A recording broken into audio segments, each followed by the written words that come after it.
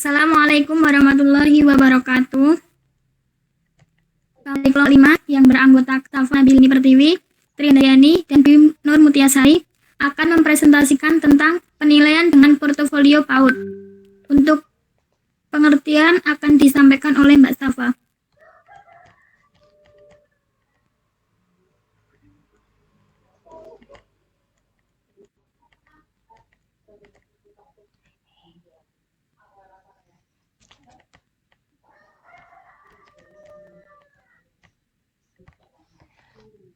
Saya di sini akan menjelaskan tentang pengertian penilaian portofolio. Secara etimologi, portofolio berasal dari dua kata, yaitu port, singkatan dari report yang berarti laporan, dan folio yang berarti penuh atau lengkap. Jadi portofolio berarti laporan lengkap segala aktivitas seseorang yang dilakukannya.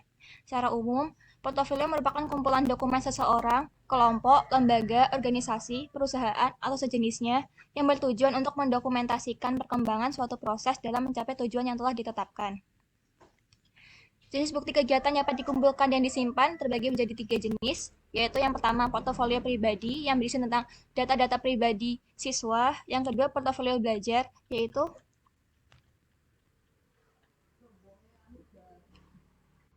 catatan hasil karya anak, terus yang ketiga adalah portofolio turunan, yaitu catatan yang berisi tentang yang menunjukkan kemajuan-kemajuan dari hasil belajar anak. Tujuan dari penilaian portofolio yaitu 1. Mengukur kemampuan peserta didik dalam membangun dan merefleksikan suatu tugas. 2. Sebagai bukti laporan ke orang tua terkait adanya perubahan, perkembangan anak dari waktu ke waktu. Yang ketiga, sebagai alat formatif maupun sumatif. Yang keempat, menghargai perkembangan yang dialami peserta didik. Yang kelima, mendokumentasikan proses pembelajaran yang berlangsung. Yang keenam, memberi perhatian pada prestasi kerja peserta didik yang terbaik. Yang ketujuh, merefleksikan kesanggupan, mengambil resiko, dan melakukan eksperimentasi. Yang kedelapan, meningkatkan efektivitas proses pengajaran. Selanjutnya, bertukar informasi dengan orang tua atau wali peserta didik dan guru lain. Yang ke-10, membina dan mempercepat pertumbuhan konsep diri positif pada peserta didik. Yang 11, meningkatkan kemampuan melakukan refleksi diri. Dan yang terakhir, membantu peserta didik dalam merumuskan tujuan. Selanjutnya disampaikan oleh Triandayani. Untuk bentuk penilaian portofolio. Yang pertama, catatan anekdot. Catatan anekdot merupakan catatan naratif singkat yang menjelaskan perilaku anak yang penting bagi guru terkait tumbuh kembang anak. Yang kedua, refleksi. Refleksi adalah kegiatan yang dilakukan dalam proses belajar mengajar dengan memberikan penilaian dalam bentuk tertulis atau lisan oleh siswa untuk guru. Yang ketiga, review. Penilaian keseluruhan secara singkat. Yang keempat, laporan untuk memperbaiki dan meningkatkan kualitas pembelajaran harus didukung oleh siswa, guru, kepala sekolah, dan orang tua siswa. Yang kelima, rekaman video tips membantu meningkatkan pengamatan kepada anak tanpa melupakan kejadian-kejadian yang terjadi di dalam kelas. Yang keenam, foto atau gambar bisa dari hasil gambar anak atau karya-karya anak. Yang ketujuh, cuplikan tulisan sebagai sebagian dari keseluruhan teks nilai perkembangan anak. Yang kedelapan, grafis dan chart, hasil dari perkembangan nilai anak apakah naik, turun, atau tetap stabil. Yang kesembilan, hasil printout komputer halaman tugas siswa. Yang ke-10, diagram. Penilaian menggunakan diagram yaitu untuk mengetahui pada beragam nilai anak dan harus hati-hati dalam memberikan penilaian yang akan membahas tentang pemberian nilai pada diagram lingkaran materi yang bisa menjadi pertimbangan bagi guru. Yang 11, catatan diskusi atau kegiatan di rumah. Waktu dilakukan penilaian oleh orang tua melakukan pengamatan pada berbagai aktivitas anak di rumah bisa kapan saja dan di mana saja. Yang ke-12, draft. Yang ke-13, ilustrasi. Yang ke-14, karya berupa benda. 15, model atau maket. Yang ke-16, clipping. Dan yang ke-17, lagu.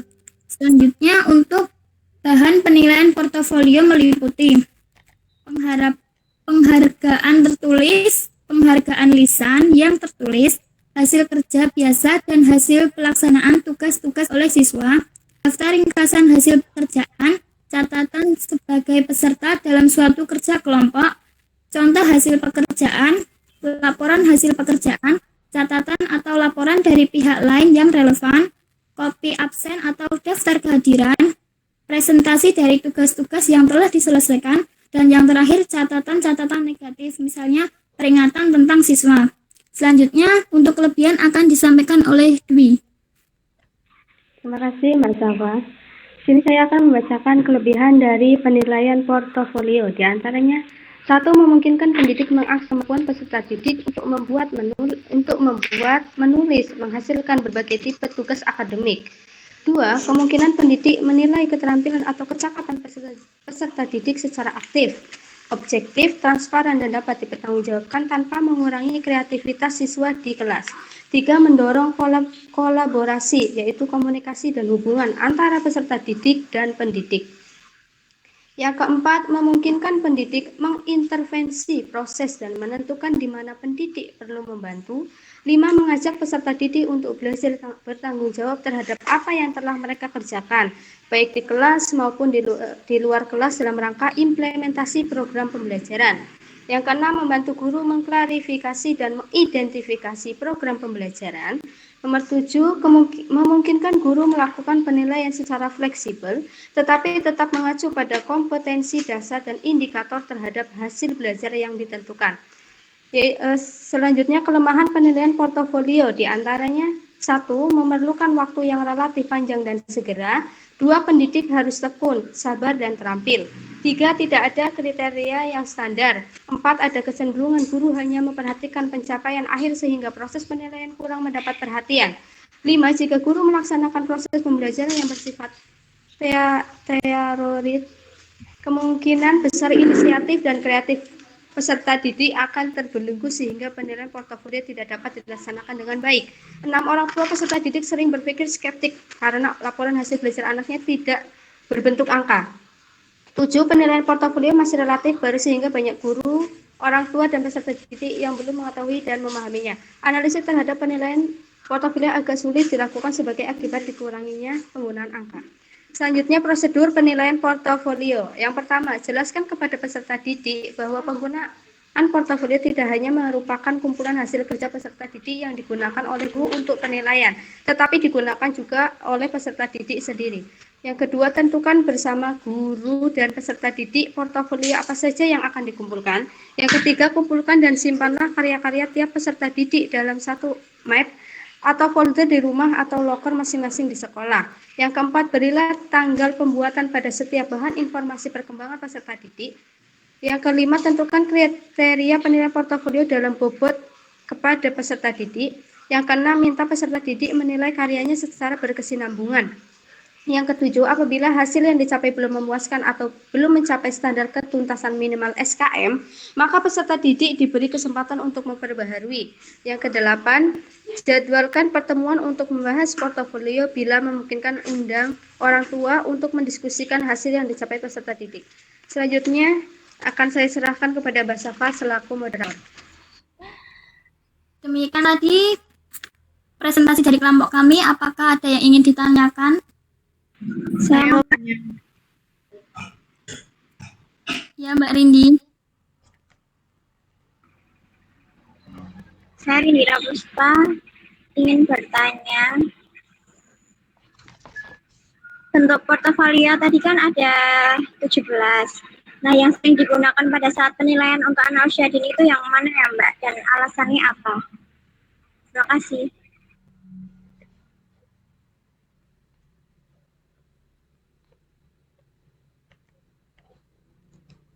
Selanjutnya, teman-teman yang ingin bertanya.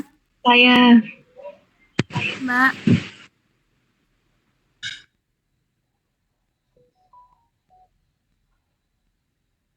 Mbak Sherly, monggo. Saya Sherly mau bertanya, untuk penilaian portofolio itu pendidik itu perlu latihan tersendiri gitu enggak sih?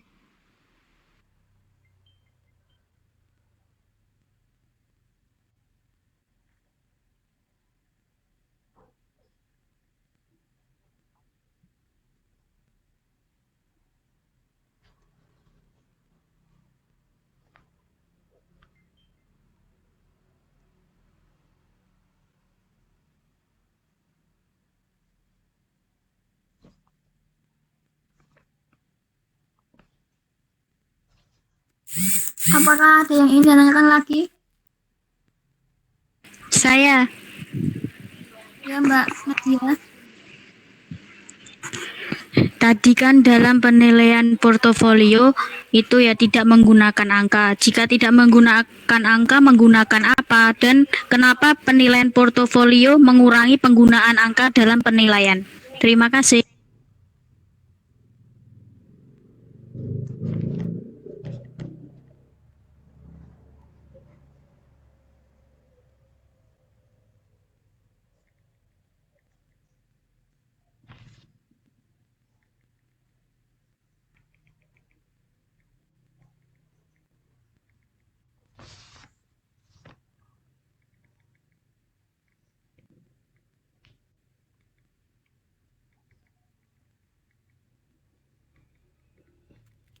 Baik, cukup sekian presentasi dari kelompok kami. Kurang lebihnya mohon maaf. Billahi taufiq wal hidayah. Wassalamualaikum warahmatullahi wabarakatuh. Selanjutnya monggo kelompok lain.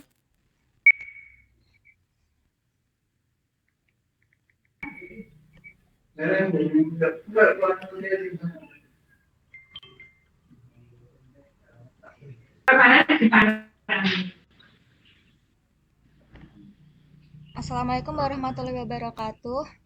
Kami dari kelompok 5 akan menjawab pertanyaan pada sesi tanya jawab sebelumnya.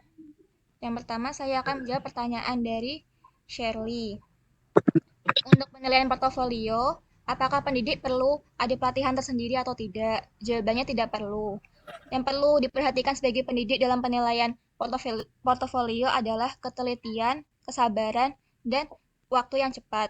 Karena pendidik harus segera menilai hasil belajar anak pada hari yang sama. Pada hari yang sama, tapi bukan pada saat jam kegiatan belajar mengajar, tapi bisa saat pulang sekolah, misalnya. Dan pendidik harus secara aktif dalam mendiskusikan hasil pekerjaan anak. Selain itu, guru juga harus teliti dan berhati-hati dalam menyimpan portofolio anak agar tidak rusak dan dapat diberikan kepada orang tua nantinya pada saat laporan atau pengambilan rapor. Apakah ada sanggahan dari Mbak Shirley? Tidak, Mbak. Terima kasih. Baik. Pertanyaan selanjutnya akan dijawab oleh Trihandayani. Baik, saya akan menjawab pertanyaan dari Mbak Nadia. Jika tidak menggunakan angka, lalu menggunakan apa? Kenapa harus mengurangi angka? Jawabannya, penilaian portofolio menggunakan narasi atau deskripsi, Mbak, sehingga tidak memerlukan angka dalam penilaiannya. Seperti itu.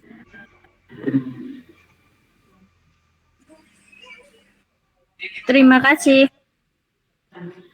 Ya, sami-sami. Selanjutnya, Mbak Dwi.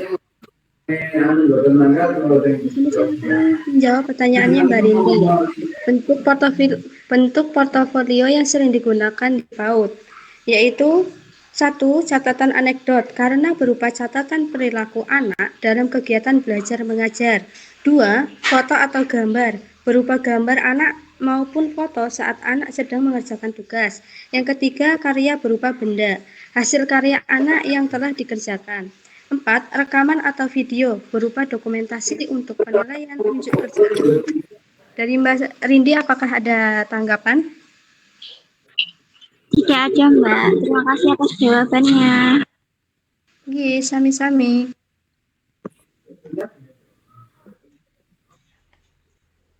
Baik, kami akan mengakhiri presentasi dari kelompok 5. Maaf jika ada kesalahan. Wassalamualaikum warahmatullahi wabarakatuh.